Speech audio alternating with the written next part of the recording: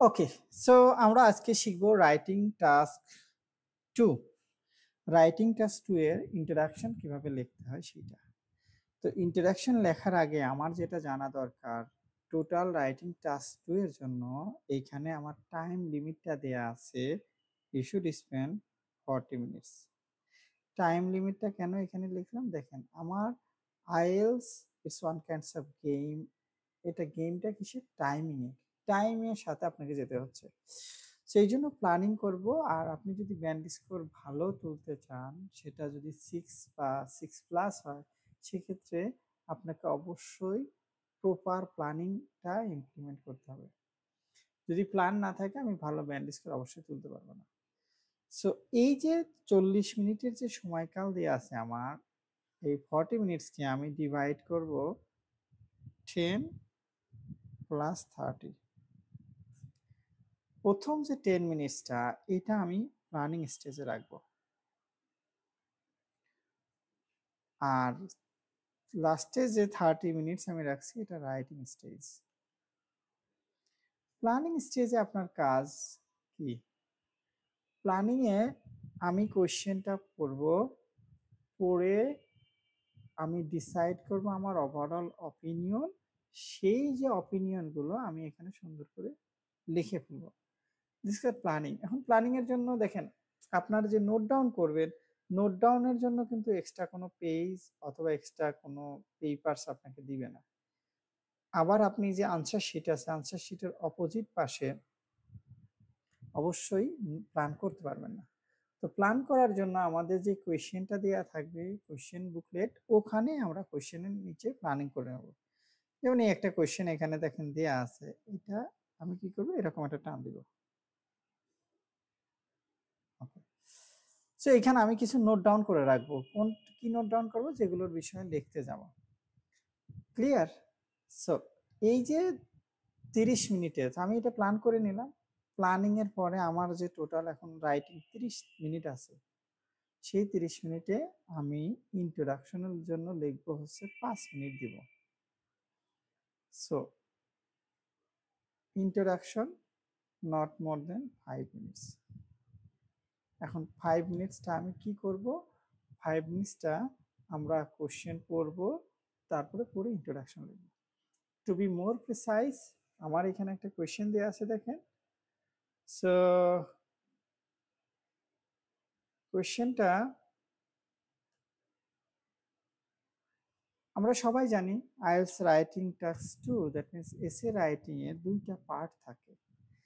যেমন এখানে দেয়া আছে একটা, some people believe that the first phase and stage of modern life is having a negative effect on families.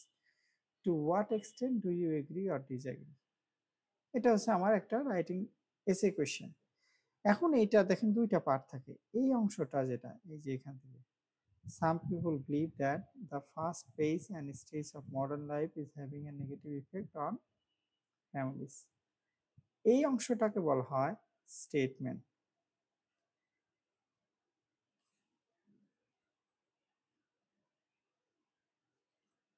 Statement. আর এই যে যে পার্টটা আছে শেষে, এটাকে বলা হয় কোয়েশ্চেন। কোয়েশ্চেন একাধিকও থাকতে পারে। তো এইখানে একটা কোয়েশ্চেন আছে। ইন্ট্রোডাকশন লেখার ক্ষেত্রে আপনি যে কাজটা করবেন, এই যে স্টেটমেন্ট আছে, এই স্টেটমেন্টটাকে আপনি প্যারাফ্রেজ করবেন, তারপর রিফ্রেজ করবেন, তারপর এই যে কোশ্চেন আছে, এই যে কোশ্চেনটার কথা বললাম, এই কোশ্চেনটার এইখানে আমি কি করব, কোশ্চেনটার আনসার দেব। আনসার যখন দিব, এইখানে আমি অবশ্যই শুধু মেইন পয়েন্টসটা লিখব, main points, not specific details. আমি সব যদি ডিটেলস ইন্ট্রোডাকশন লিখতে যাই, তো ইন্ট্রোডাকশন তো অনেক বড় হবে। ইন্ট্রোডাকশন লেখার ক্ষেত্রে আমরা যে বিষয়টা মাথায় রাখবো, সেটা হলো ইন্ট্রোডাকশন অলওয়েজ আমরা 3C মেথড ফলো করব। 3C, প্রথম সিতে হবে ক্লিয়ার। পরের সিতে হবে কারেক্ট,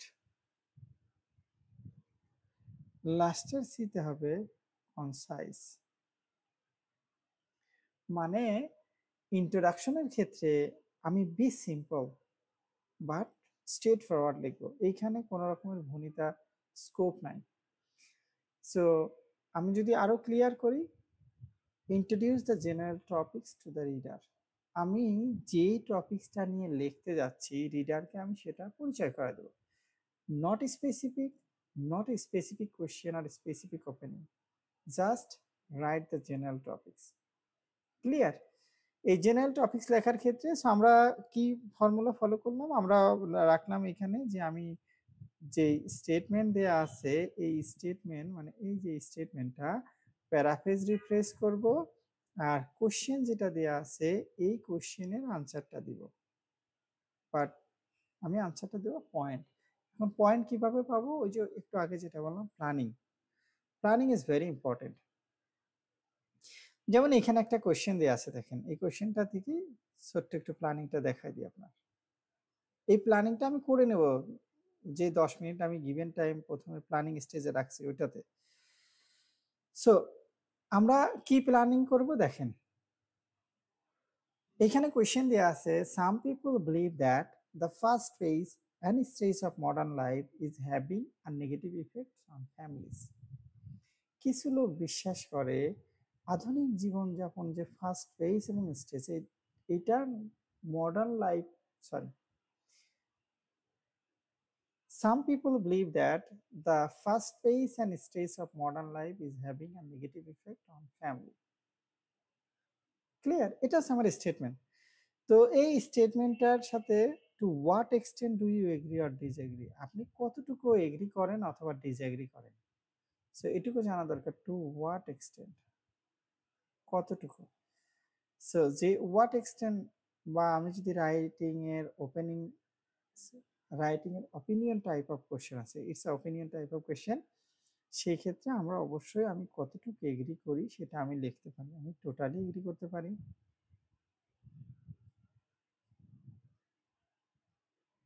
আমি পার্শিয়ালি এগ্রি করতে পারি, সামহাউ সামহার আমি এগ্রি করতে পারি। আমরা যখন রাইটিং এই অপিনিয়ন টাইপ অফ কোশ্চেন লিখব তখন চেষ্টা করব এই পার্শিয়ালি এগ্রিমেন্টে যেতে। দেখেন পার্শিয়ালিটি এগ্রিমেন্টে এটাতে কেন ফোকাস করব, আপনি যদি টোটালি এগ্রি করেন সেই ক্ষেত্রে it's one kind of one sided হয়ে যায়, যে আপনি জাস্ট একটা পয়েন্ট একটা দিককে ফোকাস করবেন বাট অন্য দিকে ফোকাস করা যায় না। রাইটিং এ বলা আছে যে আপনার কম্প্যারিজন মাস্ট।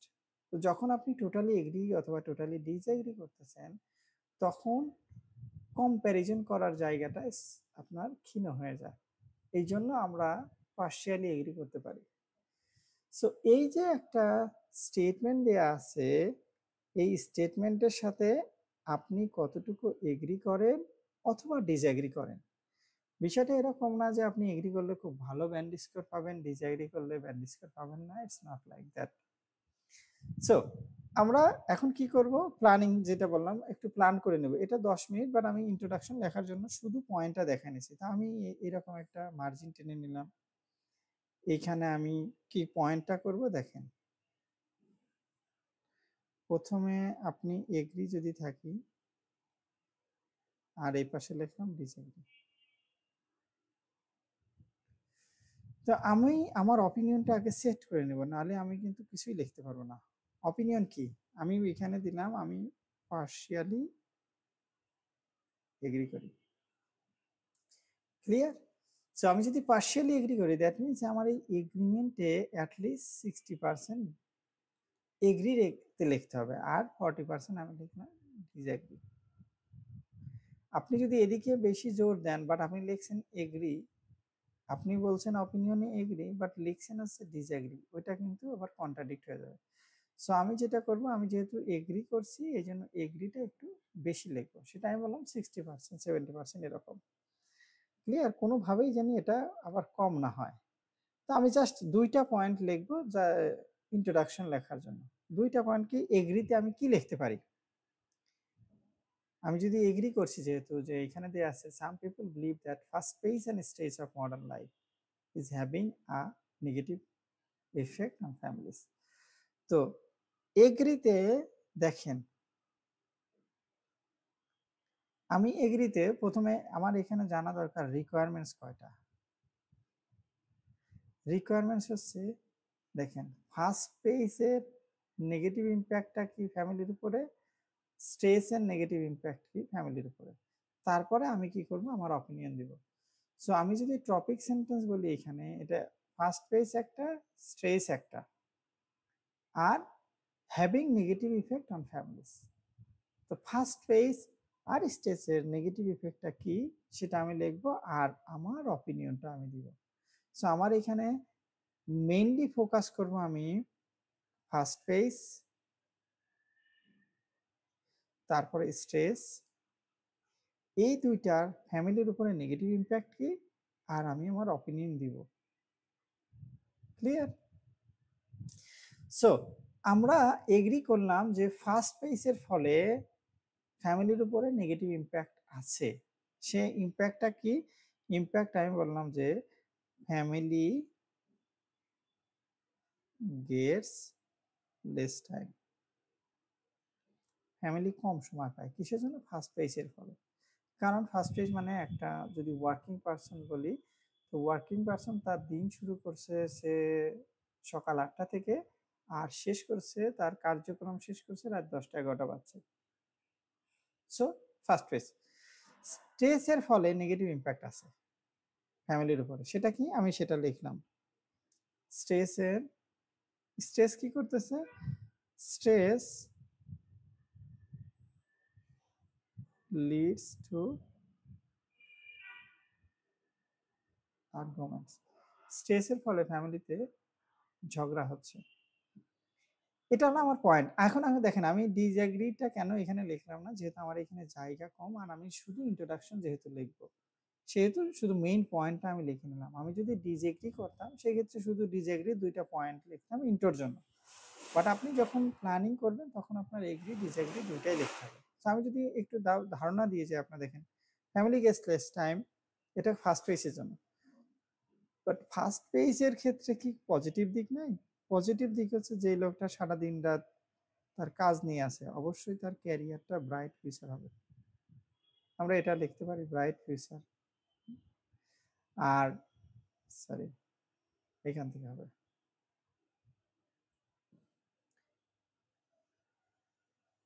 সো জাস্ট ধারণা দেওয়ার জন্য একটু লিখে দিলাম যে হ্যাঁ আপনি এর ডিসএগ্রির সাইডে যদি আমরা লিখি তাহলে আমরা বলতে পারি যেহেতু একটা লোক সারাদিন মানে ফার্স্ট পেজের ফলে সে সারা যেহেতু অফিসে সময় দিচ্ছে বা তার কাজকে প্রায়োরিটি দিচ্ছে, সেই ক্ষেত্রে তার ক্যারিয়ারটা অনেক ব্রাইট হবে, সেটা একাডেমিক ক্যারিয়ারও হতে পারে। Next stress. Stress of modern লাইফের নেগেটিভ ইম্প্যাক্ট কি? স্ট্রেসের ফলে এই যে আর্গুমেন্ট হচ্ছে ফ্যামিলিতে।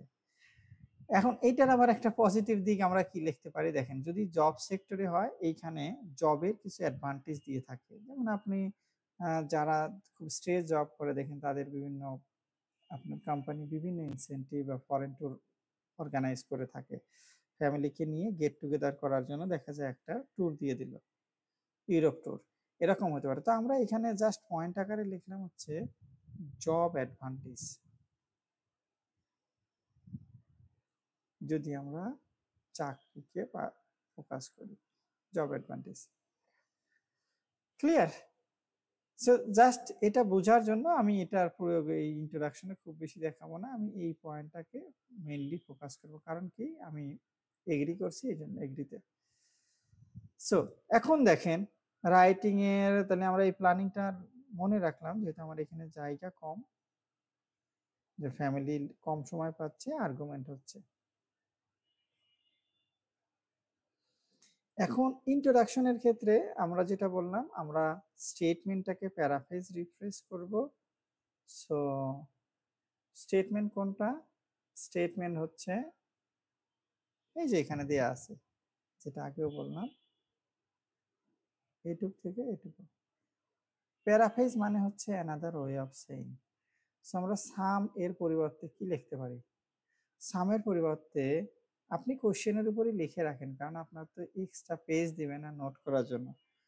তো আপনি সামের পরিবর্তে লিখে রাখেন ফিউ, নো ফিউ হবে না, আ সার্টেন নাম্বার আমরা লিখে রাখলাম। পিপুলের পরিবর্তে আমরা লিখে রাখলাম হচ্ছে কমিউনিটি, কমিউনিটিস। আপনি ইন্ডিভিজুয়াল দিতে পারেন, আপনি ইনহ্যাবিটেন্টস দিতে পারেন, বিলিভ বিশ্বাস করা, বিশ্বাস করা এটা মানে আর্গু করা হতে পারে, থিঙ্ক হতে পারে, কনসিডার হতে পারে। আমি কনসিডারটা লিখে রাখলাম, আমি একটা করে লিখছি যেহেতু আমার এখানে জায়গা কম। ফার্স্ট পেজ, ফার্স্ট পেজ মানে আমরা দিতে পারি high speed,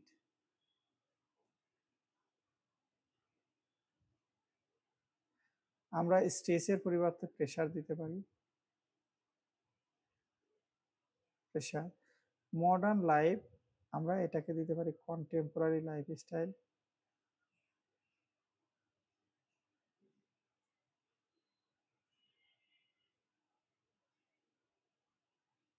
contemporary style.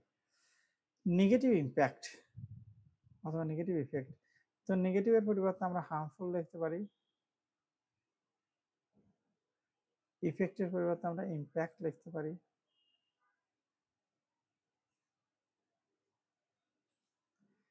Family আর ফ্যামিলি, সো আমরা কি করলাম কোশ্চেনের উপরে প্যারাফ্রেজ করে নিলাম। এখন আমরা কি করব, এটা প্যারাফ্রেজের কাজ শেষ, আমার রিফ্রেশ করব। রিফ্রেশ মানে কি? রিফ্রেশ মানে আমরা যেই স্টেটমেন্টটা দেয়া আছে এই স্টেটমেন্টটা একটু স্লাইটলি ডিফারেন্ট ওয়েতে বলবো। ডিফারেন্ট ওয়ে মানে কি, দেখেন এইখানে যেটা দিয়ে শুরু করা আছে, মানে ওরা স্টার্টিং যেভাবে করছে শুরুতে, আমরা ওদের এই অর্ডারটাকে ভেঙে আমাদের মতো একটা অর্ডার দিব। মানে আমি শেষেরটা প্রথমে অথবা প্রথমেরটা শেষে লিখতে পারবো। ক্লিয়ার? তো ও দ্যাট মিনস ওরা যেটা লিখছে আমি সেটাই লিখবো, সেই তথ্যই দিব কিন্তু একটু ডিফারেন্ট ওয়েতে। আর কোশ্চেনের আনসার পরিচয় করে দেবো। কোশ্চেনের আনসারটা আমি এই পাশে লিখে রেখেছিলাম যে ফ্যামিলি গেট লেস টাইম, দেন আর্গুমেন্ট হয় স্ট্রেসের ফলে। ক্লিয়ার? তা আমি এখন ইন্ট্রোটা লিখে দেখেন।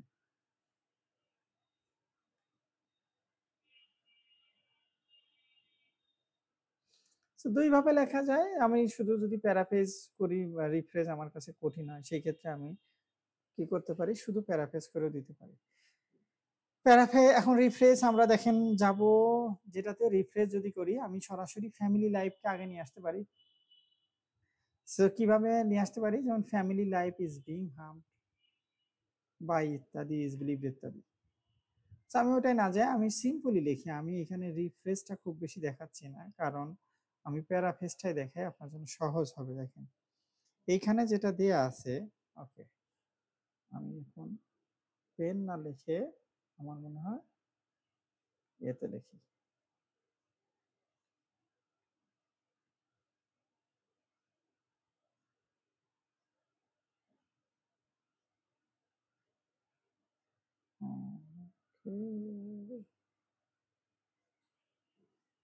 আমরা এখন দেখেন এখানে লেখা শুরু করি। সো আমি এখানে যা লিখে নিছি আমি সেটাই লিখতেছি। আমি লিখে নিচ্ছি এখানে a certain number of certain number of communities আমি লিখে রাখছি।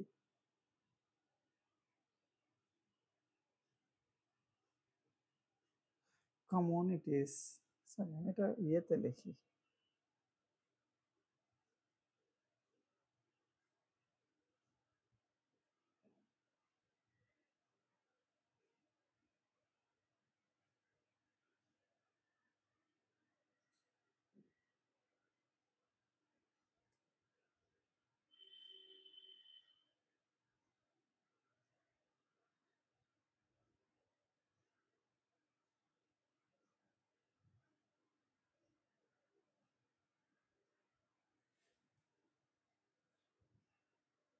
ওকে, এখন দেখেন আমি এটা বেটার হবে আমি বোর্ডে লিখি, বোর্ডে লিখলে সহজ হবে। সো এখন আমি কি লিখলাম, এখানে দেয়া আছে certain number of communities। কমিউনিটিসের জায়গায় আপনি ওই যে আগেই বললাম ইনহ্যাবিটেন্স বা অনেক কিছু দিতে পারেন। তো আমি যেটা লিখে দিছি, যেটা এখানে নোট করার সময় লিখেছি ওইটাই লিখি। আপনি যদি এখানে একাধিক ওয়ার্ড লিখতেন তাহলে এটা আরো আপনার জন্য বেটার হতো। So a certain number of communities, consider দিয়েছিলাম, consider that। এখন এইখানে দেয়া আছে দেখেন ফার্স্ট পেজ, তো এই জায়গাতে দেখেন দেয়া আছে first page and stage of modern life। তো আমি এটাকে একটু ঘুরায় লিখি, a certain number of communities consider that family life। আমি রিফ্রেশ করে ফেলি, family life is being harmed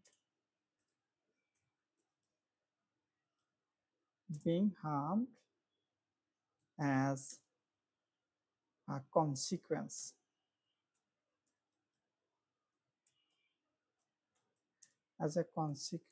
of ওই যে ফার্স্ট পেজ এর পরিবর্তে আমি লিখলাম হচ্ছে high speed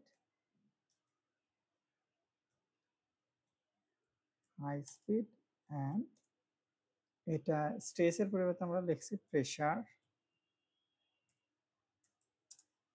of contemporary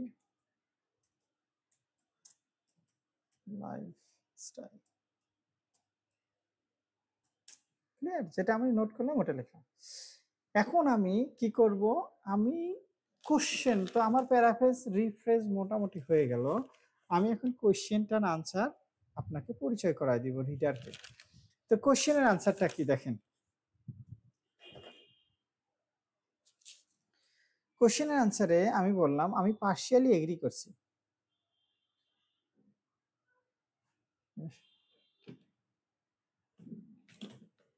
okay, so I, যেহেতু to what extent do you agree or disagree, I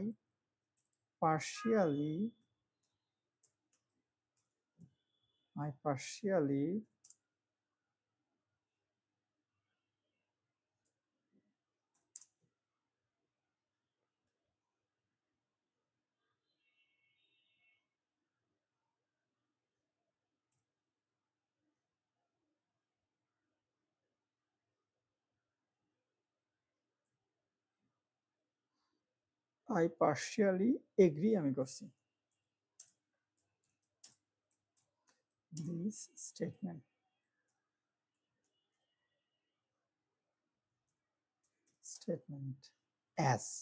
as মানে ওই যে পয়েন্টটা আমি লিখে রাখলাম ওই পয়েন্টটা জাস্ট এখানে তুলে দেব। So I partially agree with this statement as, আমি বললাম family guest, lets as family gets less time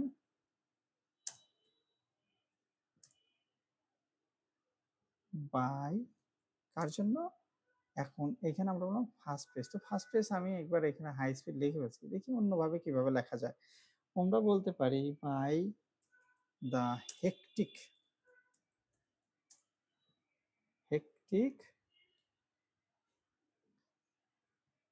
good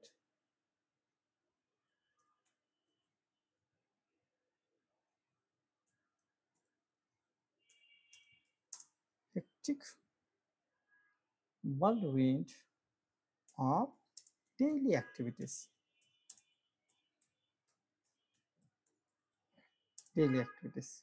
and আর কি বাদ থাকলো, and স্ট্রেসের পরিবর্তে আমরা কি দিতে পারি, দিয়েছি প্রেসার। ওকে, আমি এটা স্ট্রেসই দিলাম, and stress leads to argument among family members। Clear? এখন দেখেন, তো আমি এটা লিখে ফেললাম ইন্ট্রোটা আমি আপনার এখন যদি আরো প্রিসাইজ করে দেখাই। ওকে, সো দেখেন আমরা এখানে যেটা লিখলাম আসার্টেইন নাম্বার লিখে ফেললাম। এখন আসার্টেইন নাম্বার কোথায় পেলাম? আসার্টেইন নাম্বার মানে হলো সাম, কমিউনিটিস মানে পিপল। এখানে বিলিভ দিয়ে আসছে, কোশ্চেনে আমি কনসিডার লিখলাম। Family life is being harmed, এই যে having negative impact on families, এই কথাটা আমি একটু আগায় দিলাম,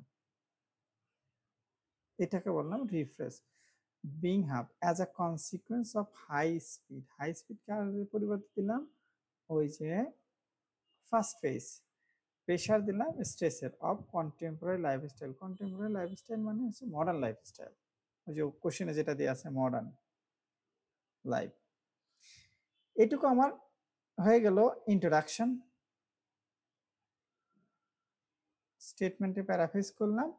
এখন আমি যে কাজটা করব, কোশ্চেনের আনসার দিয়ে দিলাম। দেখেন কোশ্চেনের আনসার কি, I partially agree with this statement. যেহেতু আমি প্ল্যানিং এর সময় বললাম আমি এগ্রি করি, as family gets less time by the hectic whirlwind of daily activities। প্রত্যেকবার তো আর আমি ওই যে ফার্স্ট পেজ লিখতে পারবো না, এই জন্য Bilingual Learning Center, BLC, Bogura।